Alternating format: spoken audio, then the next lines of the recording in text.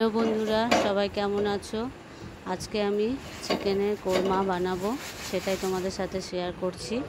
চিকেনের কোরমা বানাতে এটা আমার 300 মতো চিকেন আছে, বেশি চিকেন নেই। চিকেনের যে হার্ড পার্টগুলো সেগুলো করে ফেলেছি। একটু এগুলো সেই ছিবড়া ছিবড়া থাকে, এগুলো এমনি খাওয়া যায় না চিকেন পকোড়া করা ছাড়া। আর চিকেনের অন্য কোনো প্রিপারেশান করা ছাড়া ওগুলো ঝোলে খাওয়া যায় না, সেটাই একটু করে নেব।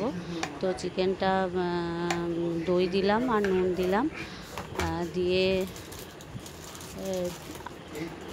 মাখিয়ে রাখবো। আর একটু আদা বাটা দেব, আর রসুন বাটা দেব, আর একটু লঙ্কা গুঁড়ো দিয়ে কিছুক্ষণ মাখিয়ে রাখবো। 15-20 মিনিট মতো মাখিয়ে রাখলেই হবে। তো রাতে তো বেশি চিকেন লাগে না, ওই জন্যে আমি যেগুলো নরম পার্ট থাকে বোনলেস, সেগুলো আমি রাতে করার চেষ্টা করি। একটু রসুন বাটা দিয়ে দিলাম, ভালো করে মাখিয়ে রেখে দেব।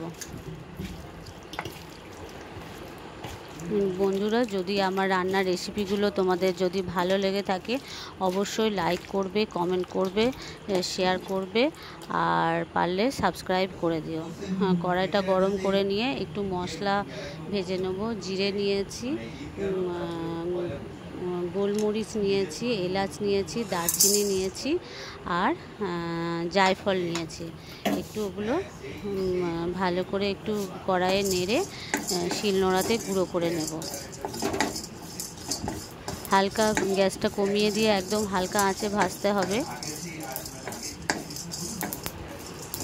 রুটির সাথে বলো, আর পোলাওর সাথে বা ফ্রায়েড রাইসের সাথে এই চিকেন কোরমাটা খেতে খুব সুন্দর হয়।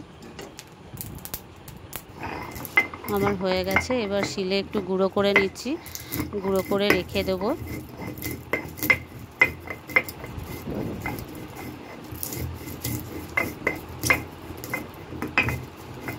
বেশি ভাজার কোনো দরকার নেই, হালকা ভাজলেই হবে, গুঁড়ো করতে বেশিক্ষণ সময়ও লাগবে না।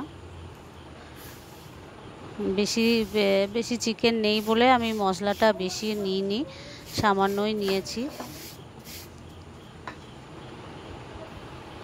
এবারে কড়াইটা বসিয়ে দিয়ে তেলটা গরম হতে দেব, সাদা তেল দেব, আর সামান্য ঘি দেব ওর সাথে মিশিয়ে।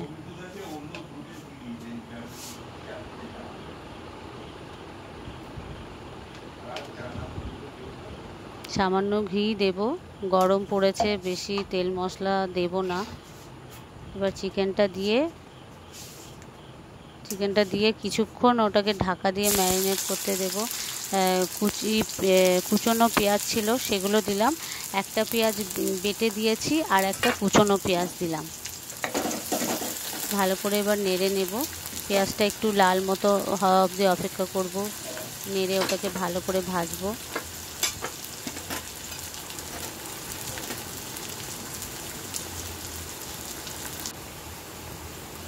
লাল মতো ভাজা হয়েছে, একটু পেঁয়াজ বাটা দিয়ে দিলাম।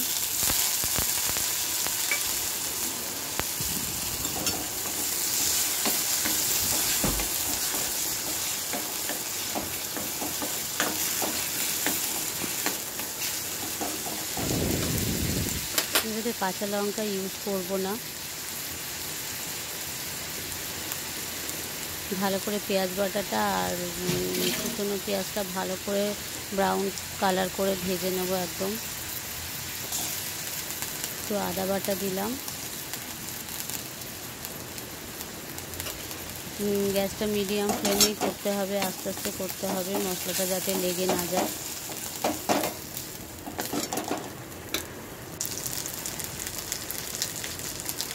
এবারে ম্যারিনেট করা চিকেনটা দিয়ে দেব।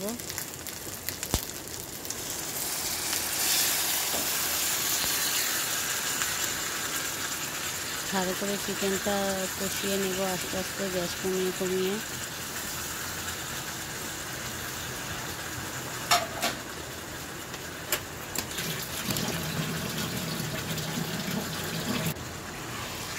আস্তে আস্তে কষিয়ে নেব চিকেনটা।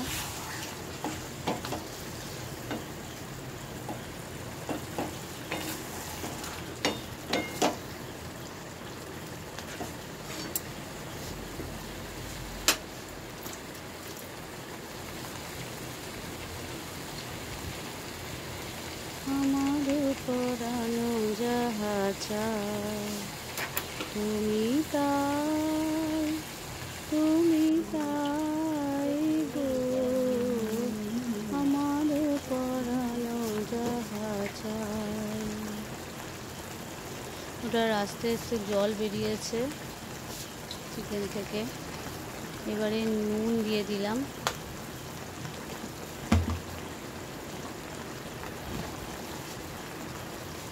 তুমি সুখ যদি নাহি পাও,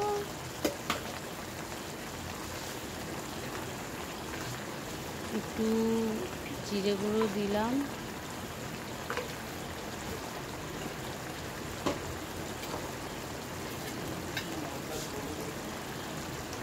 একটু হালকা মিষ্টি দিলাম, একটু চিনি দিলাম,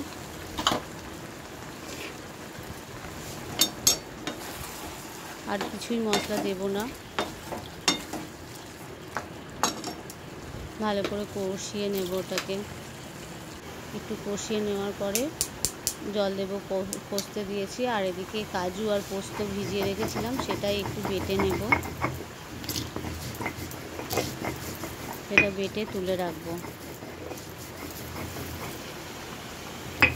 আমার রান্নাঘরটা ছোট বন্ধুরা, তোমাদের তো আগেই বলেছি, কাজ করতে অসুবিধা হয়, তার মধ্যেই করি।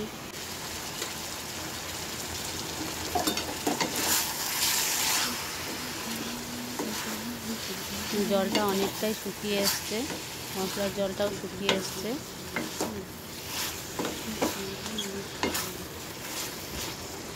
এবারে সামান্য একটু জল দেব, দিয়ে ঢাকা দেব।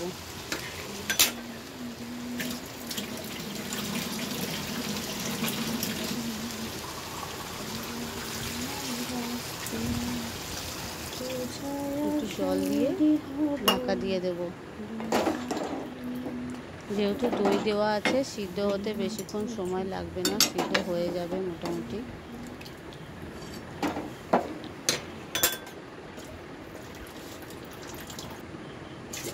এদিকে পোস্তটা আর কাজুটা বাটা হয়ে গেছে, ওটা বাটিতে তুলে নিচ্ছি।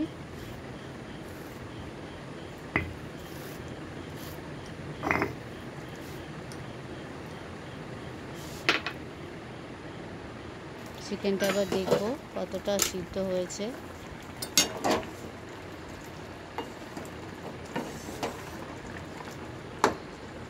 হ্যাঁ, মোটামুটি সিদ্ধ হয়ে গেছে। সিদ্ধ হয়ে গেলে এবারে কাজু আর পোস্ত বাটাটা দিয়ে দেব।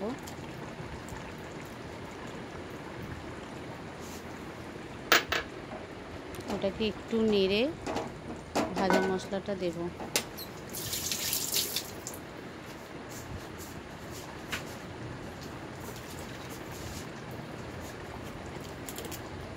একটু কেওড়া জল দিয়ে দিচ্ছি, সামান্য এক ঢাকনা দিলেই হবে।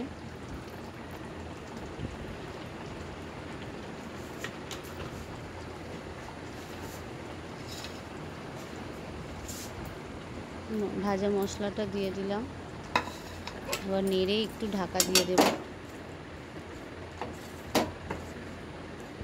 বন্ধুরা, সবাই রান্নাটা করে দেখো, একদম সিম্পল, কম টাইম লাগে, বেশিক্ষণ সময়ও লাগে না।